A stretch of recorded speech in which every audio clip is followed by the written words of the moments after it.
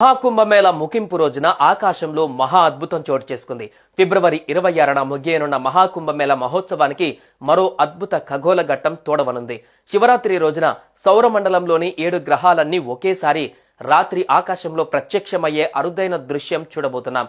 మహాకుంభమేళ కోసమే అన్నట్టుగా సూర్యుడి చుట్టూ తిరిగే బుధుడు, శుక్రుడు, అంగారకుడు, బృహస్పతి, శని, యురేనస్, నెప్ట్యూన్ ఇలా ఈ 7 గ్రహాలు ఒకే సరళ రేఖపైకి అంటే ఒకే లైన్లోకి రాబోతున్నాయి.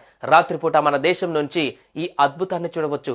ఈ గ్రహాల కలయిక కారణంగా ఆఖరి రోజు మహాకుంభమేళకు మరింత విశిష్టత వచ్చిందని పండితులు చెబుతున్నారు. ఈ అద్భుతాన్ని టెలిస్కోప్ అవసరం లేకుండానే చూడవచ్చని ఖగోళ శాస్త్రవేత్తలు అంటున్నారు. ఖగోళ విశేషాలు ఆధ్యాత్మిక శక్తుల మధ్య సంబంధం ఉందని నమ్మేవారికి మహాకుంభమేళ చివరి రోజు చాలా ప్రముఖంగా మారింది. ఈ గ్రహాల పరేడ్ జనవరిలో మొదట శుక్రుడు, అంగారకుడు, బృహస్పతి, శని, యురేనస్, నెప్ట్యూన్ కనిపించడం మొదలైంది. ఇక చివరగా బుధుడు కూడా ఈ లైన్ లో చేరి ఫిబ్రవరి 28కి ఈ గ్రహ సముదాయం కనువిందు చేయనుంది. ఈ గ్రహ